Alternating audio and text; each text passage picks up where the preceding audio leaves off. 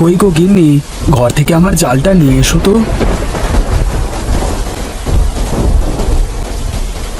হ্যাঁ গো, এত বৃষ্টি নেমেছে, এর মধ্যে তুমি তুমি জাল নিয়ে নদীতে মাছ ধরতে যেতে পারবে? ও নিয়ে তুমি কোনো চিন্তা করো না গো, আমার অভ্যেস আছে। এই বৃষ্টির মধ্যে মাছ ধরে আমি একেবারে বাজারে বিক্রি করে তারপর বাড়ি ফিরবো। হ্যাঁ গো, এই বৃষ্টির সময় কেউ বাজারে আসবে? বলো কি গো, এই ইলিশ মাছের টানে কত মানুষ যে বাজারে আসে তা তুমি কল্পনাই করতে পারবে না। ঠিক আছে গো, মানুষকে ভালো মাছ খাওয়াতে পারলেই তার থেকে আনন্দ আর কিছু নেই। ঠিক বলেছ গিন্নি। আচ্ছা তুমি থাকো, আমি বরং নদীতে গেলাম। আচ্ছা, এসো।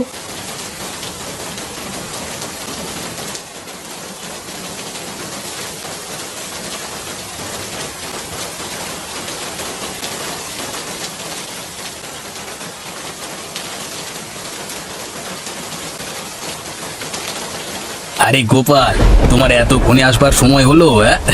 আরে এইদিকে যে আমার মাছ ধরা শেষ হতে চললো। হ্যাঁ, তোমার মতো কি আমি পারি কানাইদা? আমি ছোটখাটো মানুষ, আমি ওই 10-12টা মাছ ধরে বিক্রি করতে পারলেই অনেক। সেই আর কি, এই সকাল সকাল এলে তো তুমি মাছ পাবে, তাই না? আমি সেই সকাল থেকে এসে বৃষ্টির মধ্যে ভিজে ভিজে এত মাছ ধরেছি। এখন আমি এগুলো বাজারে বিক্রি করে ভালো লাভ কামিয়ে নেব। হ্যাঁ হ্যাঁ। ঠিক আছে কানাইদা, তুমি চলো। হ্যাঁ, আমি কয়েকটা মাছ ধরে নিই, বেশি বৃষ্টিতে ভিজলে আবার শরীর খারাপ করে যাবে।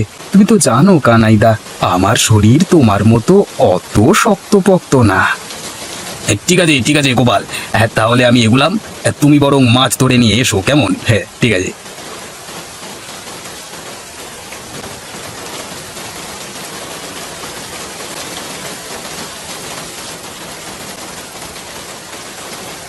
ব্যাস, আজকে বরং এই থাক। বেশি লোভ করলে নদীমাতা খুব দুঃখ পাবেন। যাই, এবার এগুলো বাজারে বিক্রি করে যা লাভ হবে তাই নিয়ে বাড়িতে চলে যাই।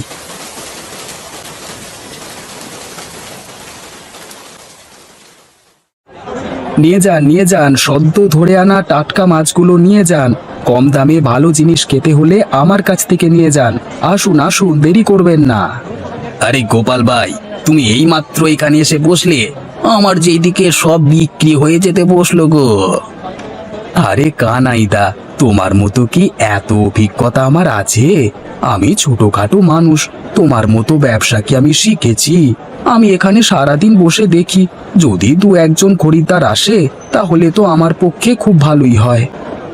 হ্যাঁ ঠিক ধরেছ, তুমি এখানে বসে বসে অপেক্ষা করো, দেখো খরিদ্দার আসে কিনা। আরে গোপালদা, টাটকা মাছ কত করে দিচ্ছ গো? তুমি কতটা নেবে? ওই একটা বড় আর একটা মাঝারি দেখে ওজন করো না। দাদা, তোমার 180 টাকা হয়েছে। আরে দাদা, এত সাশ্রয়ে পেয়ে গেলাম, আমি কল্পনাও করতে পারিনি যে এত কম দামে টাটকা টাটকা মাছগুলো পেয়ে যাব। দাদা, লাভ করাটা আমার লক্ষ্য নয়, মানুষকে কম দামে ভালো জিনিস খাওয়ানোটাই আমার প্রধান লক্ষ্য। এই যে তোমার মুখে হাসি ফুটলো, এতেই আমি খুশি। বাবা, কত কিছু দেখলাম জীবনে, দেখবো এরকম লাভ না করে তুমি কতদিন তোমার সংসার চালাও। তা মাছ কত করে দিচ্ছ? মাছে প্রতি কেজি 250 টাকা করে।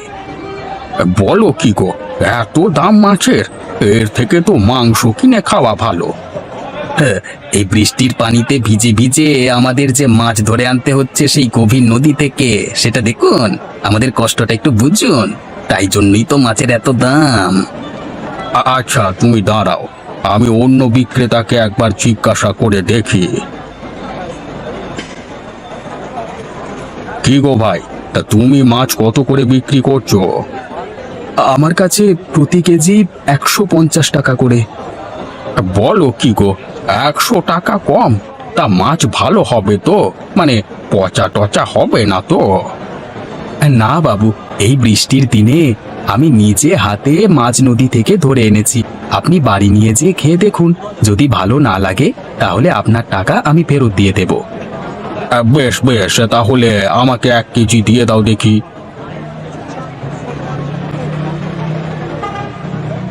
আচ্ছা গোপাল, তোকে আমি দেখে নেব। তুই নিজেকে বিরাট মহান ভাবিস তাই না? আজকে রাতেই তোর একটা ব্যবস্থা আমি করবো, দাঁড়া।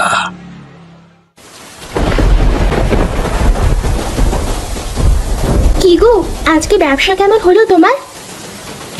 ব্যবসা আমার ভালোই হয়, যতক্ষণ না ওই বেটা গোপাল তার মাছ নিয়ে বাজারে বসে।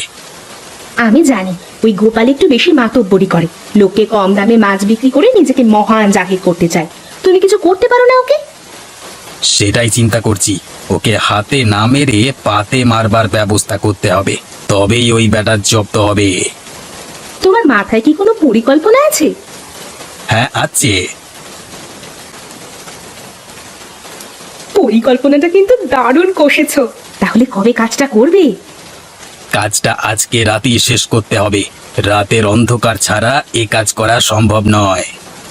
কিন্তু এই রাতের বেলায় বৃষ্টির মধ্যে ভিজে ভিজে তুমি যাবে?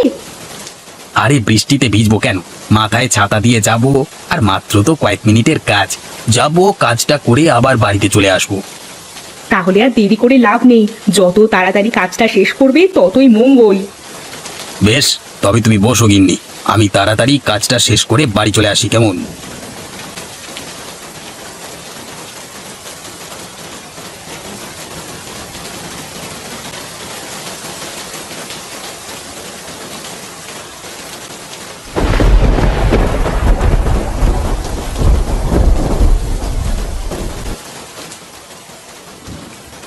হায় হায় হায়, এ আমার কি সর্বনাশ হলো!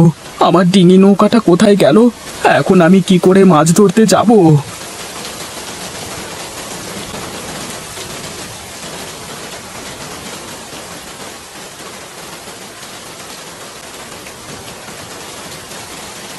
এ কি, কি হলো? তুমি এই সময় চলে এলে যে? আর বলো না গো গিন্নি, আমাদের সর্বনাশ হয়ে গেছে। আমরা এবার না খেতে পেয়ে মারা যাব গো গিন্নি। কেন, কি হলো? তোমার কি শরীর খারাপ করছে নাকি? গিন্নি, আমাদের ডিঙি নৌকাটা নদীর জলে ভেসে কোথায় যেন চলে গেছে। বলো কি গো, কিন্তু কিভাবে ঘটলো এই ঘটনা? জানি না গিন্নি, সেটাই তো বুঝতে পারছি না। কিন্তু তুমি কি কালকে ফেরবার সময় ভালো করে ডিঙি নৌকাটা বেঁধে আসোনি? হ্যাঁ, এসেছিলাম তো, আমার স্পষ্ট মনে আছে। আমি খুব ভালো করে প্রত্যেকবারের মতোই নৌকাটা বেঁধে এসেছিলাম। বুঝতে পারছি। তার মানে এটা কারো চক্রান্ত হতে পারে, যে তোমার একদমই ভালো চায় না। কিন্তু সে কে হতে পারে? তোমার কি কোনো শত্রু আছে? আমি তো মানুষকে সারা জীবন সাহায্য করে এসেছি, কম দামে মাছ বিক্রি করে। আমার শত্রু আবার কে হতে পারে বলো তো? তুমি তো মানুষকে সাহায্য করে আসো, কিন্তু তোমার এই সাহায্য অন্যান্য ব্যবসায়ীরা নিশ্চয়ই ভালো চোখে দেখে না। তারাই হয়তো এই কাজ করতে পারে। তাহলে কি কানাই দাদা?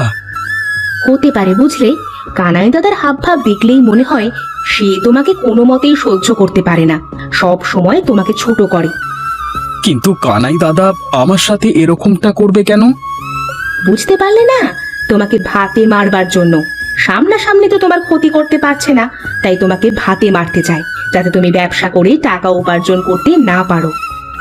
কিন্তু আর কি করবার, কানাইদাকে তো সবকিছু বললে ও নিশ্চয়ই অস্বীকার করবে। আমাদের হাতে তো কোনো প্রমাণ নেই, তাই মুখ বুজে সবকিছু সহ্য করে যেতে হবে। তুমি দুঃখ পেও না গো, তুমি যেমন মানুষকে সাহায্য করো, দেখবে ভগবান একদিন নিশ্চয়ই তোমাকেও সাহায্য করবে।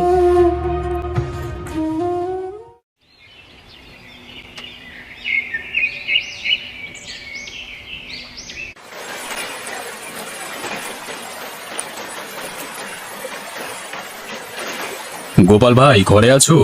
ঘরে আছো গোপাল ভাই? আপনি কি গোপাল বাবু? হ্যাঁ, আমি গোপাল বাবু। বলবার দরকার নেই, আমি একজন সাধারণ মানুষ। আমি শহর থেকে এলাম, আমি একজন বড় মৎস্য ব্যবসায়ী। লোকমুখে আপনার কথাটা শুনলাম, আমার আপনার সঙ্গে কিছু কথা আছে। আপনি ঘরে উঠে আসুন না। না না, ঘরে যাওয়ার সময় নেই। লোকমুখে শুনলাম আপনি নাকি খুব সুন্দর মাছ ধরতে পারেন, তাই আপনার কাছে এলাম। আসলে আমার প্রতিদিন প্রায় 1 কুইন্টাল মতো মাছ লাগবে, সেটা কি আপনি ধরে দিতে পারবেন? আমি যথেষ্ট টাকা আপনাকে দেব। আসলে হয়েছে কি বাবু, আমার নৌকাটা কালকে রাতে নদীর স্রোতে ভেসে গেছে, তাই আমার কাছে কোনো ডিঙি নৌকা নেই এখন। ও ও নিয়ে আপনাকে চিন্তা করতে হবে না। আমার লোক প্রতিদিন আপনাকে নিয়ে যাবে, আবার প্রতিদিন কাজ শেষে আপনাকে বাড়ি দিয়ে যাবে। আপনি শুধু আমার লোকের সঙ্গে গিয়ে মাছগুলো ধরে দেবেন। কি পারবেন তো? তাহলে তো খুব ভালোই হয়।